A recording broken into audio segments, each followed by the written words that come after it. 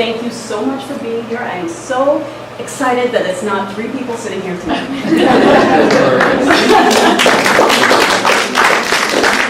Because as you know, people talk a good game, but they don't always show up for the things that they say they believe in. So it's really important that all of you have shown your faces here tonight.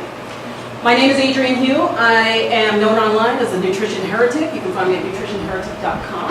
I am the host of the Nutrition Heretic Podcast, and I'm your host for this evening. The goal of the podcast is to make people less neurotic, to end the confusion about what to eat, and we do that by smashing the sacred cows of cult-like diets, and we also aim to make sense of things that seem to conflict with one another. That includes health, nutrition, farming, and the environment. And we do this by talking to ethical scientists, researchers, farmers, and other health professionals who are not in the pockets of big corporations, but whose dedication to their field is derived from their personal quest for good health and the need to make honesty and science compatible once again. That brings me to tonight's guest, Mr. André Leu. I met André on the podcast 2 years ago when I was looking for someone to interview who was on the Monsanto Tribunal in The Hague. And this is the tribunal that brought Monsanto to a mock trial for crimes against humanity. Because I think most of us in this room would agree that's pretty much what it amounts to. And so last month I did a telesummit called Frenching Your Food, and it's about the fact that the French do everything wrong, but they seem to outlive us, they have less disease, and they're a lot happier. So, but what he did during it was interesting because I had my assistant reach out to anybody who had been on the podcast before to see if they felt like they had something to say about this. And I was a little bit surprised at first. My knee-jerk reaction was a surprise when I heard that André was interested. And the reason why he was interested is because he had so much to say about how these poisons, the pesticides, the GMOs, contribute to unwanted weight gain and obesity. So tonight what he's going to do, right, is he's going to separate fact from fiction. And what he does is he dismantles the top myths used by chemical companies to make us think that their poisons are perfectly safe for human consumption, even though it kills everything else. And so, I think most of us here, particularly in Hawaii, can agree that that's preposterous, because you can fly into Kona International Airport or Honolulu Airport, wherever it is, and if you have something as innocuous as an apple in your bag, you will be fined, you will be quarantined, you will get all kinds of speeches about how we have such a fragile ecosystem here in Hawaii. So if we're assigning that to what we normally consider fairly innocuous plant products, why are we not giving the same scrutiny to pesticides and GMO that are coming into the islands? So a little bit more about André. In addition to his part on the Monsanto Tribunal, he is the International Director of Regeneration International. He's former president and current ambassador for IFO, Organics International. He is an organic farmer. And he is the author of 2 books, and I hear a 3rd book coming out. But his 2 books that are out right now are The Myths of Safe Pesticides, it's a tongue twister for sure, and Poisoning Our Children, A Parent's Guide to the Myths of Safe Pesticides. But before I bring him out, I want to acknowledge everybody who had a part in making this happen tonight. First and foremost, I want to thank L. Alexandria over here of mytraveledpath.com, and she's going to be recording, as well as her husband, who's going to be recording this on Periscope. That's Jim Niederost. And but she also went everywhere from Kohala down to South Kona distributing flyers and talking to farmers, and really anybody who would listen, anybody who would give her the time of day. And she's fearless that way, and that's why I'm so appreciative for her part in this. Other people who have come together to make this happen, from equipment and rooms and so on. Well, obviously, Kanoka Aina has helped out by renting us this room. Alita Dale McCullough, who also distributed flyers. Pablo Weimler, who has provided us with a projector. Sarah McKay, who drove our guest of honor here. My daughters, Daisy and Willow, who are gone right now. And Daisy's friend Marty, whose last name I forgot. Melanie Holt of the Camelilla Inn. And her incredibly hardworking staff. Ellen Carvalho, Shell, Ashlyn, and Tania, who all made sure that Andre was taken care of, that his room was ready and everything was good to go. And then, of course, there's people who couldn't be here tonight. My assistant, Crystal McLean, who is in Ireland, believe it or not. She is one of the hardest working people I have ever met. And this would not have come together without her blasting the media all the way from Ireland. My advisor, Donna Lynn Price of Compass Rose Consulting in New Jersey, and Marie Fellenstein-Hale, who is of the Facebook page Start Sharing the News here in Waimea. She couldn't be here because, like me, she's got a bum leg. And I'm trying to stay off of it because my doctor's right here. So if you are hungry, there's food over here that I've prepared. So please help yourselves. And it would be nice if I don't have to bring any home. We are accepting donations to help offset some of the costs here. So if you can donate, fine. If you can't, I totally get it. We all have seen those days. But we also have a raffle because Andre has donated a copy of his book for people to somebody to hopefully win. And for the suckers who don't win, you can go on Amazon.com. So let's see. The last thing I wanted to say is that tonight is not about making you neurotic. It's not about making you scared and paranoid about every morsel of food that you put in your mouth. But it is a wake-up call. We are going into electoral season, and we know that our politicians are not all on our side when it comes to this, and very often we get convoluted arguments about how safe they are, how good they are, and all the things that they do that's so great for us. And there is always another side to the story. Tonight, what Andre is going to do, he's going to give you language. He's going to give you studies. He's going to show you the other side of the story. And with that, remember, what you learn here, you teach, you teach, you teach.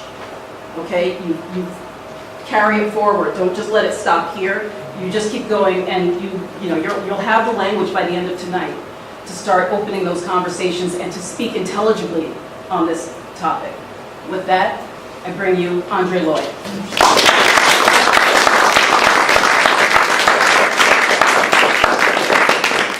Thank you, Adrian. And I'd just like to say I'm so pleased to be here in Hawaii, the Big Island. This is a place I've been actually trying to get to for more than 40 years. And welcome. Yes, thank you. And it's a place I've read and studied about because really you live in one of the most unique places on this planet in terms of climate, biodiversity. I don't think there's anything like Hawaii. From the snow to the tropics, the desert to some of the wettest areas, and then virtually every climate in between because of altitude. So I can't tell you how pleased I am to be here. Turn the lights off. I'd just like to talk a little bit about my current position. I was, for the last 9 years, I was on the board of IFOAM Organics International. That's the world body for the organic sector. And for the last 6 years of that, I was the president. I've stepped down, and now I'm part of another group with people like Vandana Shiva from Nardania, Ronnie Cummings from the Organic Consumers Association and others. And we've formed Regeneration International. And what we want to do is promote food and farming systems that regenerate and stabilise our climate systems. That's actually, I'm on my way to Washington DC because I've been invited by the French Embassy to talk about about this at an event there. We also want the health of the planet and people, communities, culture, local economies, democracy and peace. We see that all of these go hand in hand. This is the book my latest book that I've written. It's called Poisoning Our Children. And I wrote this because when I wrote my first book, I realised there was absolutely no published peer-reviewed science that showed that any level of a chemical was safe for children. And the studies that we do have show that there is no level of any pesticide that is safe for the unborn, the newborn, and children going through, up to puberty. It's a bit different when we're adults. And I'll speak more about that. I just want to start with one of the greatest mythologies about pesticides, that they're all tested, rigorously tested, and you can trust that the pesticides are safe. If I was to tell you that in any formulated pesticide, farmers use formulations, multiple chemicals, only one nominated chemical, and a lot of times that can be less than 1%, they call it the active ingredient, has testing. The other 99%, there's no need for testing. And there is no need for testing the complete formulation that will have the active ingredient, they'll have surfactants, solvents, and a whole range of other chemicals that are toxic. Some of them they test for what they call acute poisoning. The technical term is LD50, lethal dose 50%. How much of this chemical, how many grams or milligrams of this chemical will kill half a kilo, 2.5 pounds of mice or rats or dogs or whatever. And that they set a basis that they use for toxicity. All that does is tell you how much you can kill you in 2 weeks. But if we want to talk about the majority of diseases we get, cancer, liver disease, heart disease, kidney disease, asthma, metabolic syndromes, reproductive, we can go on and on and on. It's an epidemic at the moment. The World Health Organization calls it the epidemic of non-communicable diseases. You don't get cancer by sitting next to someone with cancer on a bus. You're not going to get, liver disease or nerve damage. You can go on and on and on. You're not going to become sterile or have reproductive problems because you're sitting next to someone else who's got reproductive problems. You get these from lifestyle and environmental factors. And this is, according to the World Health Organization, the biggest epidemic and the major cause of death of most people. And yet, no one wants to talk about it. So, in the United States, for instance, there's about 1,400 products that the EPA has approved for the use in farming. Not one has testing, particularly for children's health. Nothing is tested for that. Reproductive effects, birth defects, organ damage, cancer, developmental neurotoxicity, and I want to talk more about this. Hormone disruption, endocrine disruption, metabolic disruption, and epigenetic mutations, which is now becoming a very important issue, and more, and so on. Not one. In fact, there is only one published study, what I call study of lifetime exposure to a formulated pesticide. Like Professor Seralini looked at Roundup. The study actually looked at Roundup with the GMOs and also GMOs and Roundup. And it looked at Roundup at the levels and less than the levels that we are all exposed to. Virtually everybody now has Roundup in their system. It's the new DDT. It's everywhere. So this is a study that Monsanto did their best to kill, to try to get it retracted. It then got republished in another journal, and the editor of the first journal that retracted it and the committee that did it were all sacked from the other journal. So this is peer-reviewed 3 times. And this is what they found when they started looking. Virtually every one of the female rats, except for one who died of ovarian cancer, all had mammary tumours. That's, you can translate that into English, breast cancer. Every single one. And what they found when they started looking at the other tissues, in the case here they've actually divided it into, say, GMOs alone, GMOs and Roundup, or Roundup alone. They found all 3 caused problems.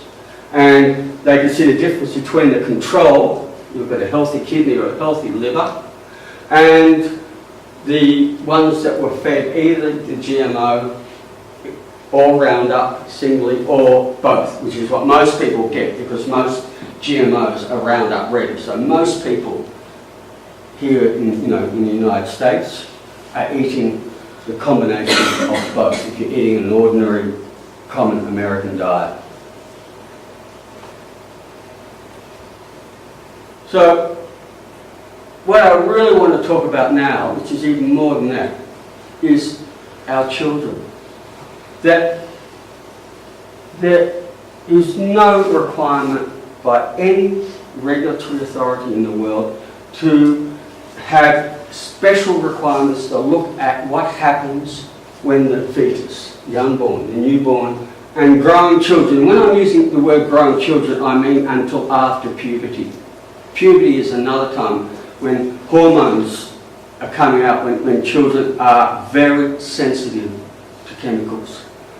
And there's absolutely no testing. So all the ideas about safety are what we call data-free assumptions. They have no data, they're making an assumption that it is safe based on what we would argue is very poor data. For instance, when they are testing animals, mice and rats, they test adolescent ones. They don't test the newborn. They don't look at what happens when you feed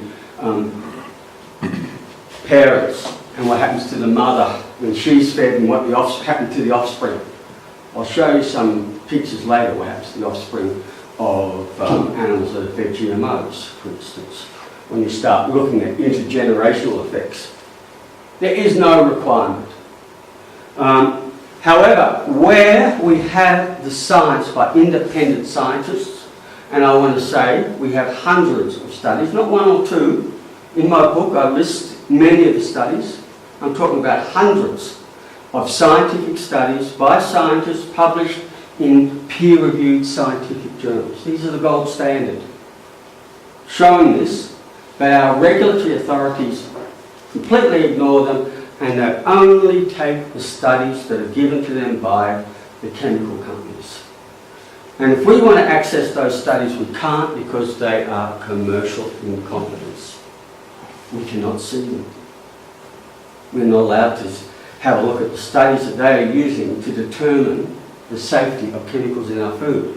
Where we do get them, we actually find that they're very poor studies. In many cases, we actually find that they show evidence of harm. So, what does the science show that is published? That the smallest amounts of pesticides cause children to have lower IQs, attention deficit hyperactive disorder, which is growing, autism spectrum, and I'll talk a bit more about that. That's an epidemic here in the USA and in most Western countries. Multiple organ damage, kidney, liver, lungs, reproductive tract, so on. Autoimmune diseases, asthma, and then later on in life when you start looking at lupus and rheumatoid arthritis and so on and so on. These are epidemic things like lack of physical coordination in children, loss of temper, anger management, bipolar schizophrenia spectrum, that's increasing. Things like childhood depression and child youth suicide, which is a major issue, and we have the data. The other one is childhood obesity, where we know that these chemicals upset the normal metabolic processes of children. So, I want to talk about autism. This is a peer-reviewed study. I'm one of the co-authors of this, and we looked at 26 diseases in the United States, and we used good data from United States government organisations to get these figures, and we're looking at the increase in the number of children treated for autism in the US since if you look at here, 1991 up to 1996, 1997, and suddenly increases. The red line is the increase in the use of glyphosate, the active ingredient in Roundup. And what happens around this time is the introduction of Roundup-ready GMOs, and that's why glyphosate skyrockets in use. And you can see autism tracks very neatly with it. This here, these numbers are what's called a Pearson's correlation coefficient. You don't need to remember that. The main thing you need to remember that is a standard tool used by statisticians to look at the probability that these two are linked. Now, this could be an accident. Like we say, the increase in mobile phone sales could equal the same, or the increase in the sale of cars in Canada could equal the same. That's an accident. In this case, when we look at it statistically, the chance that these two are not linked is 1 chance in 10,000. That is an incredibly high probability that this is causing this.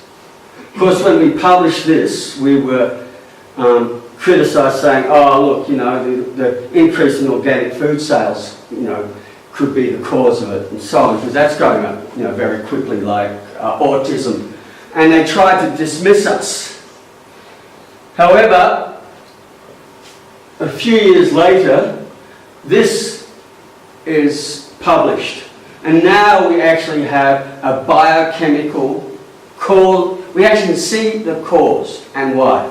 What happens with glyphosate is when the fetus, the child is grown, we're developing nerves. And our biggest bundle of nerves are in here in our brain. And the smallest amount of glyphosate, and glyphosate crosses the placenta into the growing fetus, and it is expressed through breast milk. So breastfeeding children, and plus every child who's eating a normal diet is getting glyphosate. And the smallest amounts change the development of nerves. So this is the control. And we're looking at the first division of a nerve. And here is with a small amount of glyphosate, equivalent to what we would find in our urine or in our blood. And so as a result, this neuron has not developed. It's only got this part of it. Then as it goes through a second division, you see the neuron is not developing properly. By the time you get to the third division, this neuron has a fraction of the development of what a normal nerve cell should have.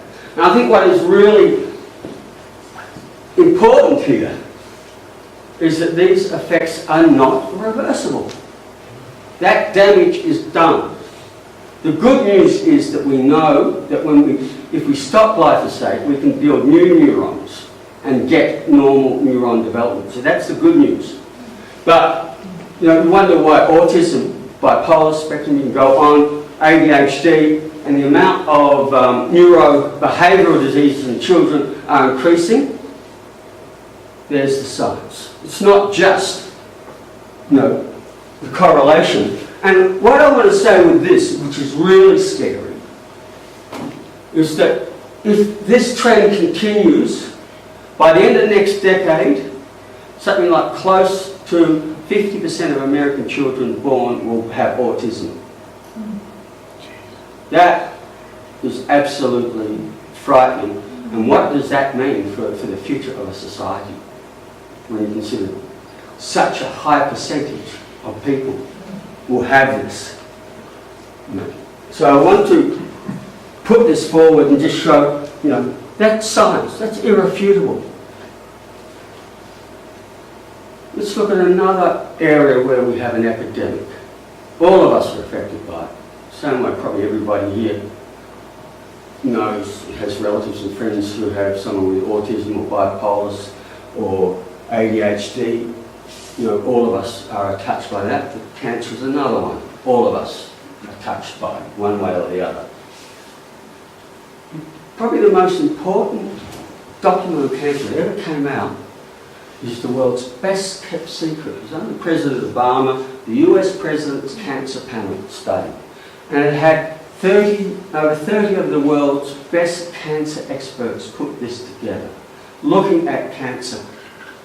And I think what's really important to get across, what they show here, it's actually, I put 80%, but actually they put it closer to 90% of cancers are caused by environmental toxins, lifestyle. And they particularly label chemicals and pesticides as major causes. Radiation is a whole range of things, but chemicals and pesticides are a significant contributor to our cancer epidemic. I suppose what I want to say, the good news about this, since we know that 80% are caused by environmental lifestyle factors, tomorrow we could prevent 80% of cancers by changing this exposure, by removing them, and then use the funds that we've got to prevent and cure the other 20%. Think about what other health initiative would give you an 80% reduction in a major series of diseases. It's huge, and it's doable. But it caused the chemical companies to lose a fortune. So let's keep it a secret and not tell anybody because it's too simple. Okay, I want to talk about children. What we're seeing now is an epidemic of children's cancers, like leukemia, for instance. In this one, they talk about, in the US, how the cancer incidence in the US continues to increase. The World Health Organization, this is last year, are showing that children's cancers are continuing to increase. And this is despite the fact we're having, an increase in the amount of children in the world. If you factor that in, we're getting an increase of 13% more children's cancers. So let's look at our friend glyphosate again. And I can actually do this with a lot of different chemicals, but we haven't got the time. I just think with glyphosate, it's the same thing again. If you look at something like thyroid cancer, and it kept it a fairly steady line. That's what the green line shows you. It was fairly steady until the magic years of the early 1990s when we introduced Roundup Ready crops, and suddenly skyrockets. The red line is glyphosate. The blue line is the increase in GM soy and GM corn. Because they basically track. Once again, we pick these because it's a 1 chance in 10,000 that these are an accident. They're not related. 1 chance in 10,000. Urinary bladder cancer. You see it goes up and down, and then suddenly, around the same time, up it goes. And it tracks once again, like I say, when we did the Pearson's correlation coefficient, it's about a 1 chance in 10,000 that these are not related. Once again, when we published this, we were told, correlation isn't causation, it's just an accident, even though, I suppose the best way to say it, if this was a pharmaceutical drug that was used to take it off the market immediately when they saw this level of correlation. But it's only a pesticide in everybody's food, so what does it matter? It's just interesting thing, but there's no proof that, that glyphosate or GMOs cause this. However, the year after we published, the international, the World Health Organization's International Agency for Research into Cancer shows that glyphosate, they give it a 2A rating. I just want to explain what that means. 2A means that it definitely causes cancer in animals. So it's a carcinogen in animals. When we look at people, we have limited examples. There's a few different types. The main one that they know glyphosate does cause is non-Hodgkin's lymphoma and probably other lymphomas like Hodgkin's lymphoma. And then there's a range of other ones as well, but definitely non-Hodgkin's lymphoma in people.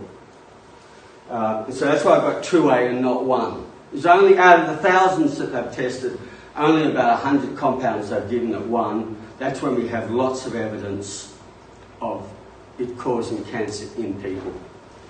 Over time, this will get a 1, as we're getting more and more evidence. So, the next thing I want to talk about, and this is to do with, Adrian sent me the good news that your government is phasing out chlorpyrifos. I really hope it's quicker than 3 years, and I'll explain. One of the things will show that many pesticides were developed as nerve poisons. They are nerve poisons. For instance, chlorpyrifos, which the government mentioned today, that's part of a group called organophosphates. They were developed by the Nazis as nerve poisons for warfare. And although there's no evidence that the Nazis actually used them, however, they, we do know, for instance, that they were used in Japan by one of the sects there. We know that Saddam Hussein used them very effectively against the Kurds, and we do know also in Syria they're being used regularly to kill people. What actually happened is that this research was taken after the war by American scientists, and they used that then, modified these poisons slightly to make pesticides to kill insects. But they essentially work on the same principle that they damage the nervous system. Now, we know with a whole lot of the poisons, nearly all the neonicotinoids, pyrethroids, I can go on and on and on, they all damage the nervous system in slightly different ways. What is really critical here is, how I showed you the slide of the how Roundup damages the developing nervous system. They don't develop properly. All of these pesticides do exactly the same thing. The smallest amount causes the nerves to develop irregularly. And of course, the biggest collection of nerves are the brain. So here's one here where one of the scientists is showing that, I wanted to show you chlorpyrifos and other ones like diazinon have immediate direct effects on neural cell replication, in other words, on the nerves, on the growth of nerve cells. This is one of my favourite studies by Dr. Elizabeth Gillette, and she looked at two populations in Sonora in Mexico, two groups of children. One group were living in the valley around the farming areas where there were pesticides used and pesticide drift. And the other ones lived up in the mountains where they didn't get the pesticide drift, and they were growing in traditional Mexican systems, farming systems. So these girls are about 4 years old. So the girls who don't get the pesticides, this is how they draw a person. This is just what we'd expect 4-year-old girls to draw. Lovely little pictures. But look at this. These girls are the same age. And they can't draw anything that remotely looks like a person. You're looking there at brain damage. Of course, when this is published, the chemical companies go, this is just anecdotal, there's no hard science, doesn't mean anything. After that was published, there's a lot of other studies that came out showing that these chemicals do damage the developing nervous system. In this case, when I talk about organophosphates, but believe me, at this stage, we really don't know one that doesn't. Okay. There's 4 studies that were published just after it. Everyone came up with similar results, and that is that fetal exposure, in other words, this is through the placenta to the unborn, small amounts of, in this case, organophosphates will reduce the IQ of children. One of the studies actually could not find a low limit. They're trying to see, well, what is, because we're always told there's a safety threshold. When you go below it, something is safe. So they wanted to find what this safety threshold was. They couldn't find one, because there is none. And so this means that very low levels of exposure can cause reductions to children's intelligence. And what I want to explain here, that the majority of people do not get their residues from living next door to farms or working in farms. Get it from food, particularly organophosphates. Most people, if you test their urine, will have the metabolites of organophosphates, and this has come from what they've eaten, particularly fresh fruit and vegetables. So this is an example of one of the studies where put this into everyday English. What they did was actually start looking, examining the brains of these children using MRIs, because the standard way of, say, using a microscope and killing an animal, looking on the slide, while a lot of scientists would like to do that with children, for ethical reasons, that prevent it. So, fortunately now we have things like MRIs and ultrascans and things, and we can use them. And so what they actually found with a sample of 40 children, with the MRI, they could actually see the areas of brain damage caused by these small amounts of, in this case, chlorpyrifos. I wanted to show this one because this is the one that your governor's talking about, that Scott Pruitt from the EPA has decided is safe. It's only that naughty Obama was going to ban it, but now, we've got Scott Pruitt in there, we can all live happily ever after and use these chemicals safely. What these mums did, their big crime was eating fresh fruit and vegetables. The normal American diet, they probably actually thought they were very good, eating good salads and things. But those small amounts of chemicals crossed the placenta and affected their children. And that's why, what I want to say, there is absolutely no science to show any safe level of any pesticide on this planet.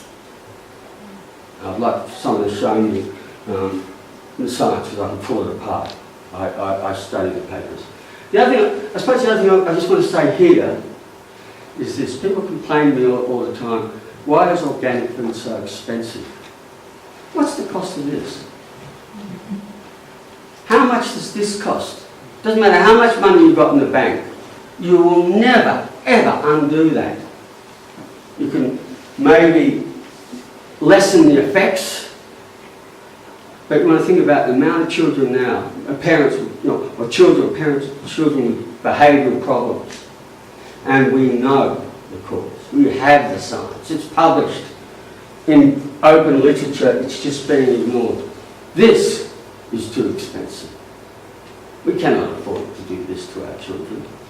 Organic food is a bargain that prevents your children having a lifetime of this. It's worth every cent. And that's what I want to get across. The other one I'd like to get across, I've been asked to speak about GMOs. It's the same thing again. You hear time and time again, there's no studies showing that GMOs are unsafe. They are safe. Actually, it's the other way around. There are no studies showing that GMOs are safe.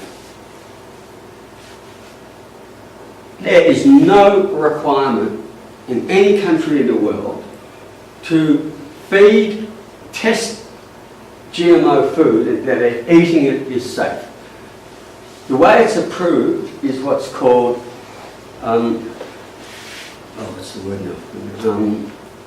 But basically what they're saying is it's substantially equivalent.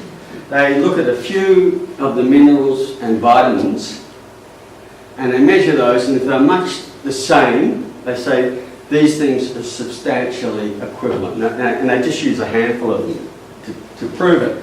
There's heaps of studies showing that this is a nonsense and that they're not substantially equivalent, but there's no requirement to actually feed GMOs to test animals to see what will happen.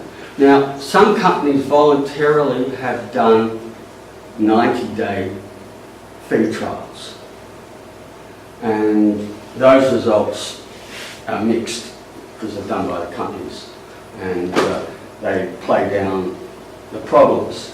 When you see the 90-day studies done by independent scientists, it's always different than what is done by the actual companies. But you hear all the time that no one's ever been killed by GMOs. I'd like to show you this. L-Tryptophan was widely available, health food product. Most people actually took it to go to sleep, or also it's actually better than using antidepressants, because what it does, when you take it, it brings on serotonin. Now, the problem with L-Tryptophan was that it actually occurs naturally in milk and a lot of foods. So anybody can actually extract it really cheaply and sell it cheaply, and you can't patent it. What's the point of having something like that? Because it means you won't make any money. You have to have things that you can patent. So one of the companies, a Japanese company, said, well, okay, we can't patent getting it from milk, but if we genetically modify some bacteria and get it from them, we can patent that and then produce large quantities. So they did, and put it out on the market here in the US. They made it in Japan, sold it in the US. And as a result, over 100 people died, and between 5,000 and 10,000 fell sick. Now, the only reason this was discovered is because it was new, unique symptoms. It was acute, and it came on quickly. So people went to, all of a sudden there was an epidemic, people came on, and they found that the thing they all had in common was that they're taking this L-Tryptophan. They actually then took all of L-Tryptophan off the market for a while. But, and what they did in the end was make things like Prozac. That's what Prozac does. It brings on serotonin and a whole range of other things that they could patent rather than actually using something safe that comes from milk. But I just want to show here that these people say, oh, there's no evidence GMOs ever killed anyone. Oh, yes, there is. But the big trouble with GMOs, no one is looking for evidence. It's, ostriches with their head in the sand. If you don't look for it, you're not going to find it. Sorry, wrong one. But, I went the wrong way, sorry. So, but when I'll go back to this study again. And I use that for Roundup. But this is the only published lifetime feeding study of an animal on GMOs. Only one in the world. That's it. Every other GMO has come on with no evidence as to whether it's safe or not to eat. None. And, we're supposed to eat them our whole life. And it's supposed to be safe. Well, this study clearly shows it isn't. So that's why they wanted to suppress it. The same thing again, but I'd just like to show you some of the other studies.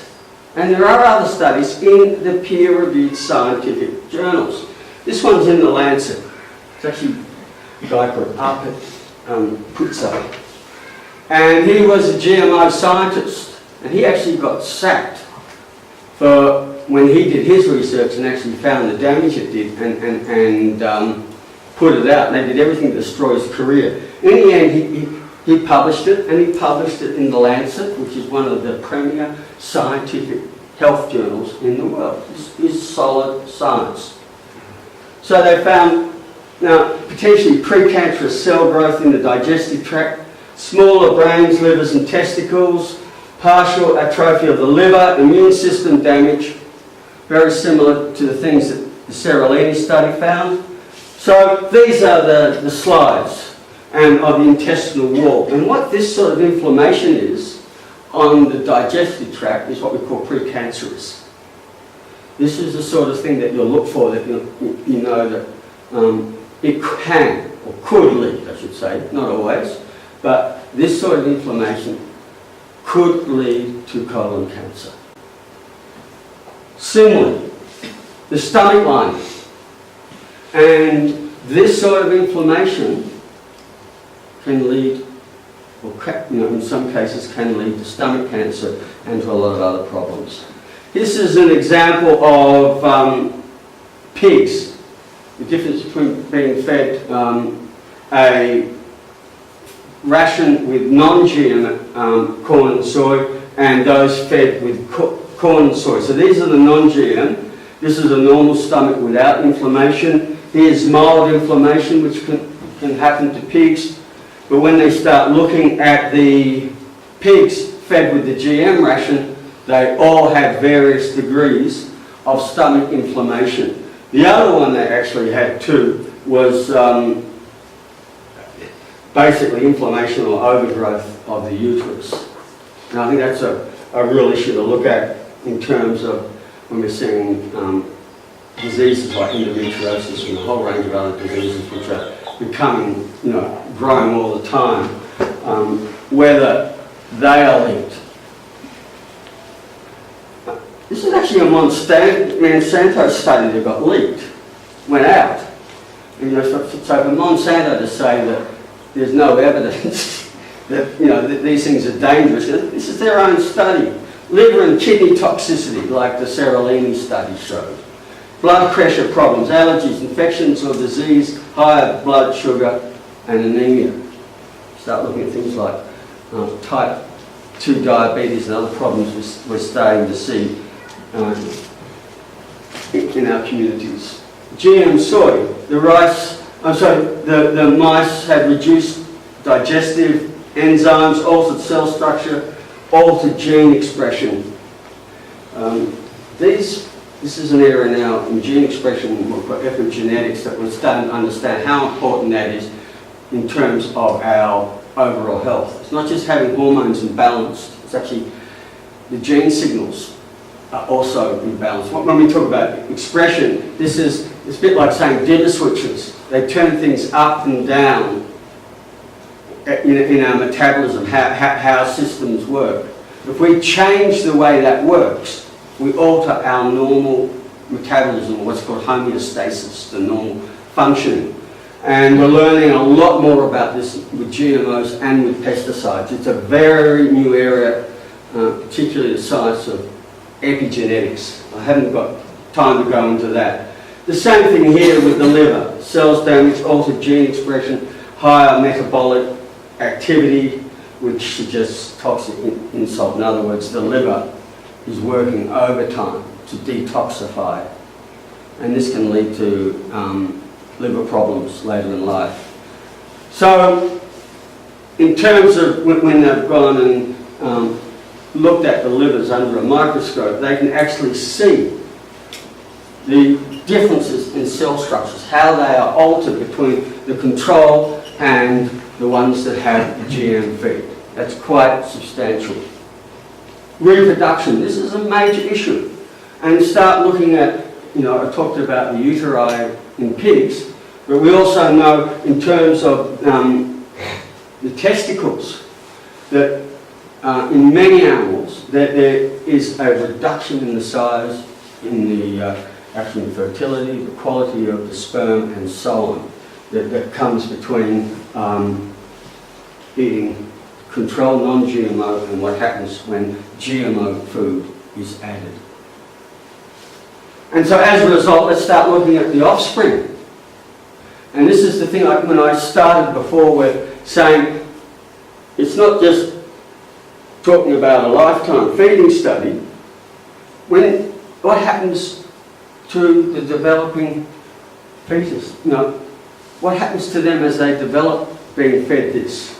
And so, in this study, they looked at the offspring. Here's the control and the GM. Look at the difference in size. Looking at the mortality that they had, they've had one non-GM die. Look at the size of that. And 1, 2, 3, 4, 5, 6 GM died on that day. The mortality rate is going up. And talk with farmers now about their mortality rates in their cattle, their cows, their pigs, and their animals feeding GM products. And I've got lots and lots of information and documented cases of the mortality rates that they are having, the illnesses they are having, and then when they change back, when they can get it, it's very hard for farmers to get it, non-GM feed, these problems just basically disappear.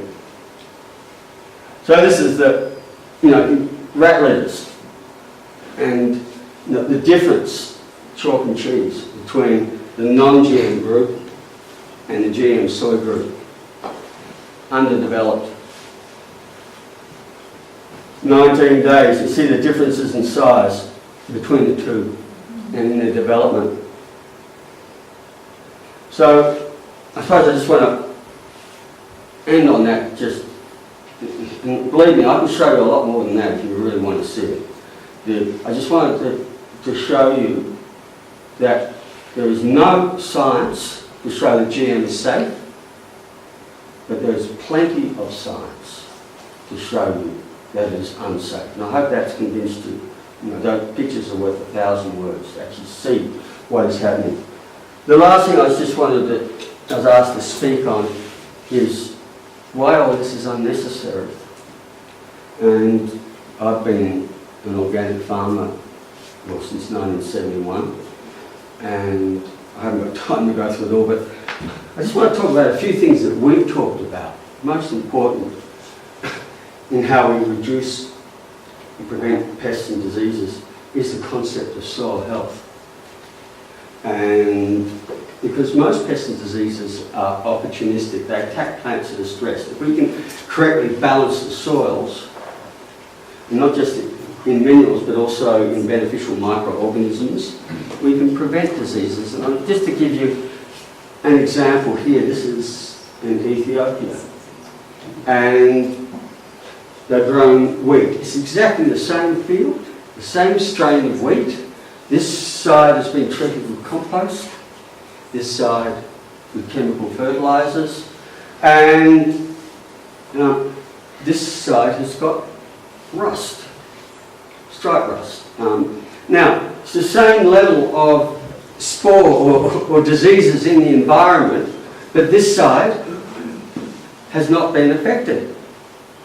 Well, the wheat infested with the stripe rust, the chemical one, had also then be sprayed with a fungicide. It gave 1.6 tonnes, so this is metric, so a tonne is 1,000 kilos. The best way to say is 1,600 pounds an acre off this side, and the one with the composted soil didn't need to be sprayed, it was just for rust, and that gave 6,500 pounds of wheat per acre.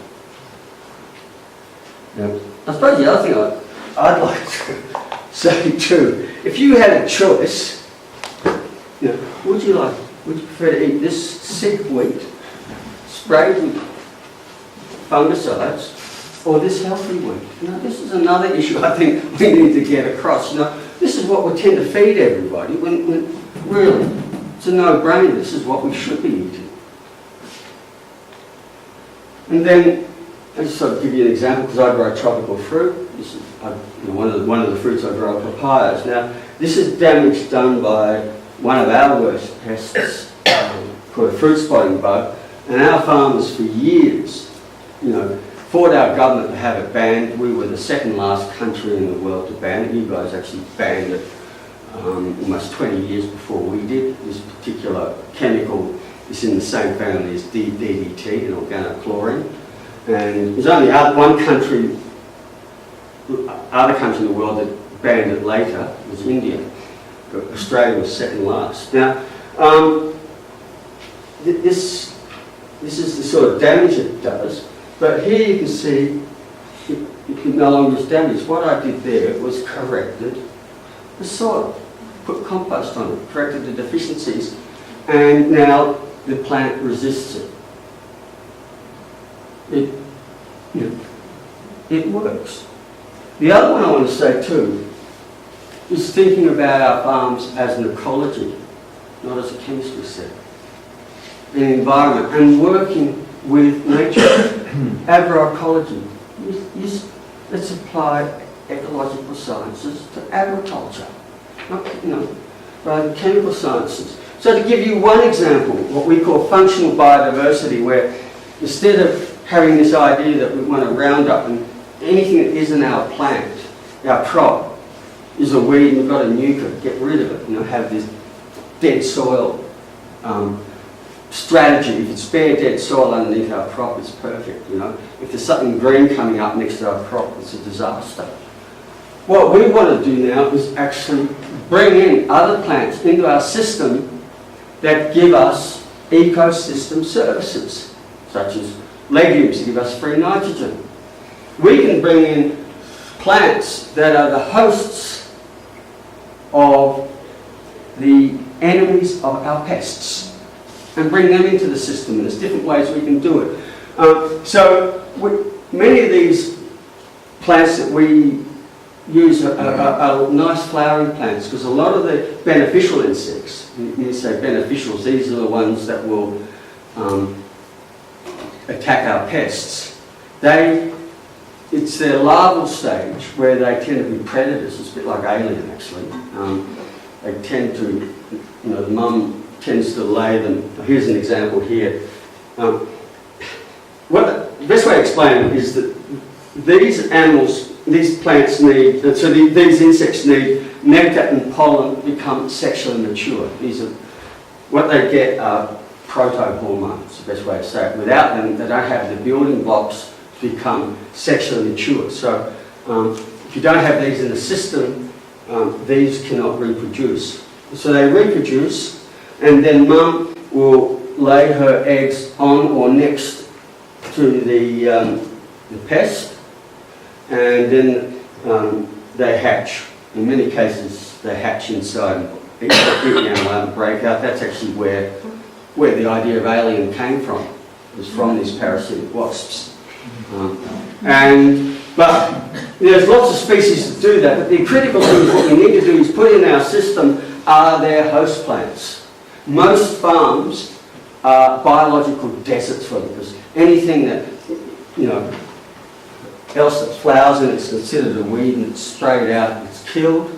What we want to do is bring in these. And there's a whole range of other plants we can bring in to give us our ecosystem services and actually use them to control the plants we consider weeds. We replace those plants with useful plants. So this is my farm, and these are rambutan trees, and I grow underneath it, I grow a whole range. Actually, I've got around now about 30 different host plants. Because what I want is functional biodiversity, and the more biodiversity we put into the system, the more robust it is.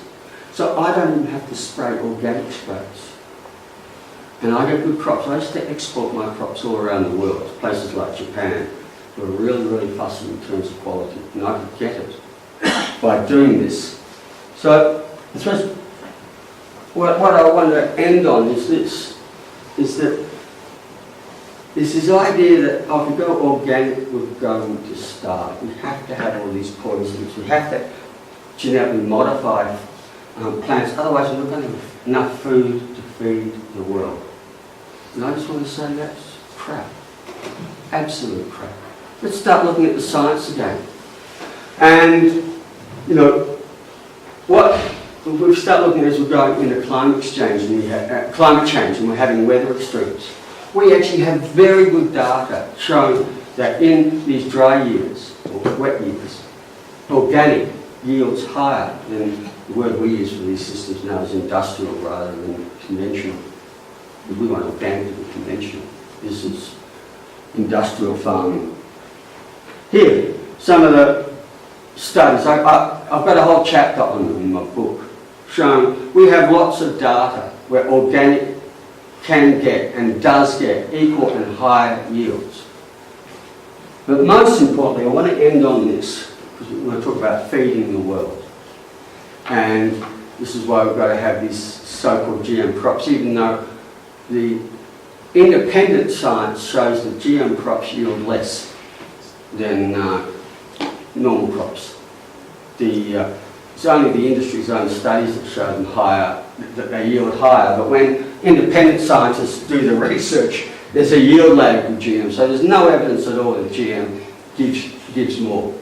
But if we want to talk about feeding the world, it's not growing more food in Kansas or Iowa and exporting halfway around the world. Actually, we need to get people in Africa and Latin America and Asia, in the rural areas where we have most of the hungry people. And the other really important thing I want to get across is this.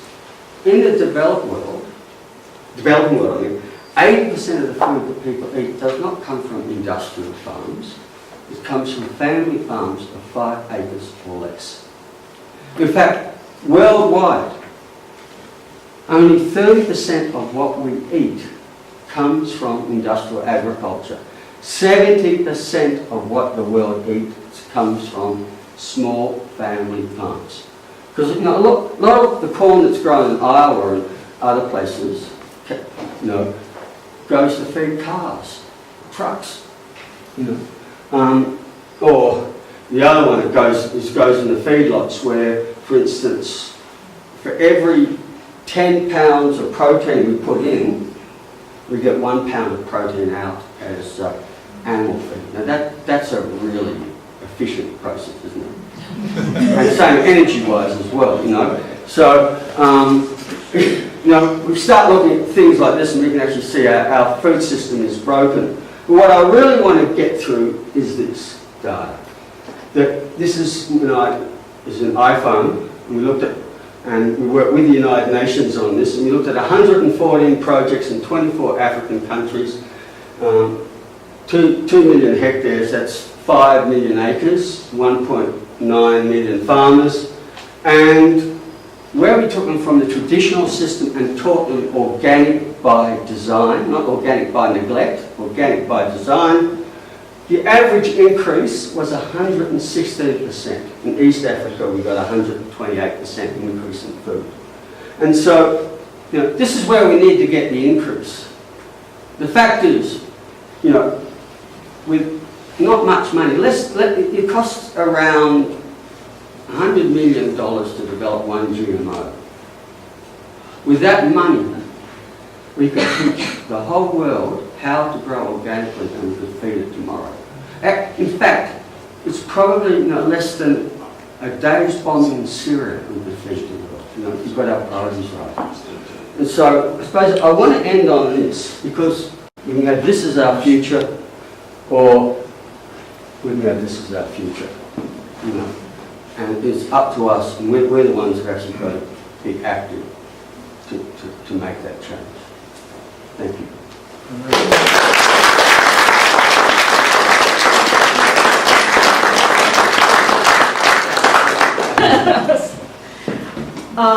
Okay, so thank you so much, André. Anybody paranoid yet?